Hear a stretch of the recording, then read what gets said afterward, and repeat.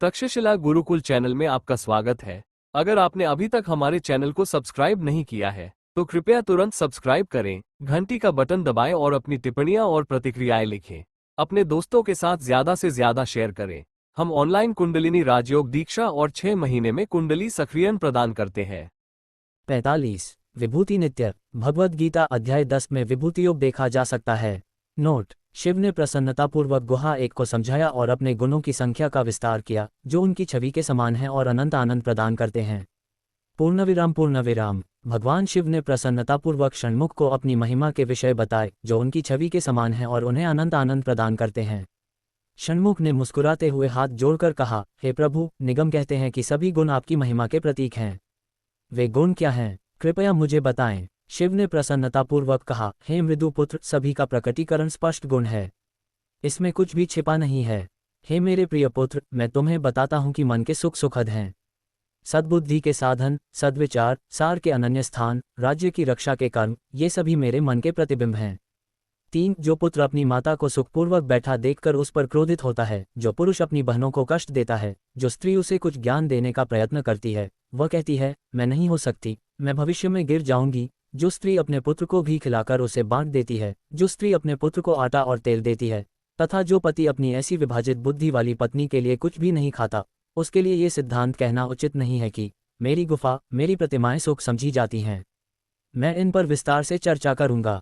हे शिव भक्तों, सुनो। निंदकों से यह कहना उचित नहीं है कि मैं हाथियों में ऐरावत हूँ, हाथियों में कामधेनु हूँ, मनुष्यों में राजा हूँ, यज्ञों में जप यज्ञ हूँ, सुगंधों में कस्तूरी हूँ, पुष्पों में कमल हूँ, वनस्पतियों में हिमालय हूँ, वेदों में सामवेद हूँ, तर्कों में प्रबल तारक हूँ, 12 दिशाओं में विष्णु हूँ, प्रतीक्षा करने वालों में, धैर्यवानों में, रोगों में क्षय, आत्मा अविनाशी है, देवताओं में देवेंद्र हूँ, अक्षरों में ओम हूँ, पक्षियों में गरुड़ हूँ, दंड देने वालों में, ऋषियों में भृगु हूँ, यक्षों में कुबेर हूँ, उगे हुए गन्ने में श्वेत गन्ना हूँ, मोक्षों में जीवन मुक्ति हूँ। 9 ऋतुओं में मैं वसंत हूँ, इंद्रियों में मैं मन हूँ, अखंड ज्ञान में मैं सम्यक ज्ञान हूँ, व्रतों में मैं शिवरात्रि हूँ, 6 धर्मों में मैं शैव हूँ, योगों में मैं राजयोग हूँ, शस्त्रों में मैं वज्रायुध हूँ, मायावी वस्तुओं में मैं स्त्री हूँ, दीर्घायु हूँ, मरुतों में मैं वायु हूँ, महर्षियों में मैं रोमाष्टक हूँ, नियमों में मैं नीति हूँ, पर्वतों में मैं सोमवार हूँ, सप्ताहों में मैं पतिव्रत हूँ, कर्मों में मैं श्रेष्ठ उपकार हूँ, आधारों में मैं प्रिय हूँ और रीतियों में मैं मार्गदर्शक हूँ।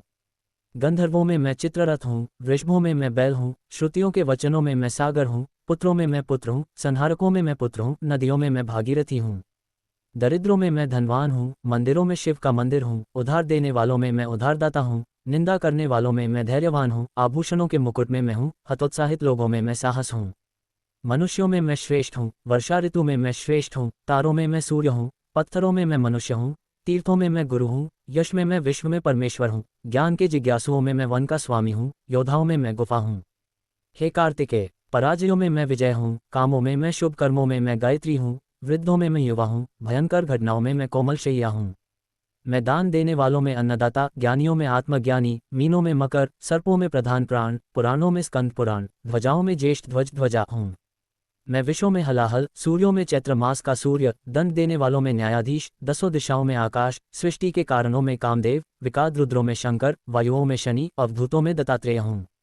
4 वर्णों में मैं ब्राह्मण हूँ, 7 समुद्रों में श्वेत सागर हूँ, पापियों में मैं शुद्ध हूँ, भोगों के प्रेमियों में मैं विनीत हूँ, योगियों में मैं वामदेव हूँ, संसारियों में मैं विरागी हूँ, रागों में मैं शंकर भरण हूँ, विषधरों में मैं अनंतनाग हूँ, तीनों शक्तियों में मैं श्रीगौरी हूँ, नील रत्नों में मैं इंद्र हूँ, सुंदरियों में मैं नृत्य हूँ, काल में मैं संहारक हूँ, समस्त मनुष्यों में मैं सार हूँ, श्रुति के अक्षरों में मैं प्रेम शब्द हूँ, देवताओं में मैं शिव हूँ, समस्त इंद्रियों में मैं नेत्र हूँ, कवियों में मैं शुक्र हूँ, आभूषणों में, मंगल सूत्र में, रत्नों में मैं विचारमणि हूँ, दिन और रातों में मैं हूँ, जान लो।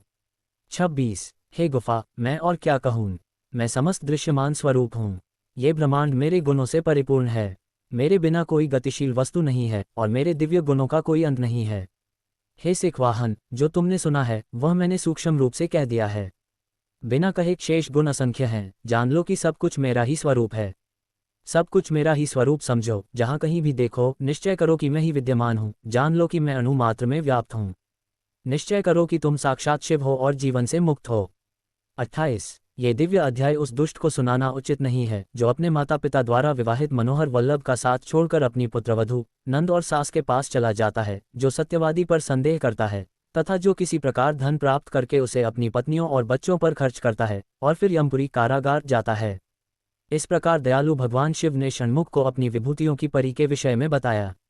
ये सुनकर षणमुख ने प्रसन्नता से अपना सिर झुकाया, हाथ जोड़े और शिव को अपने हृदय स्थान पर बिठा लिया और स्वयं तथा श्री चिदानंदात्मा गुरुवर 30 के बाह्य स्वरूप को भूल गए।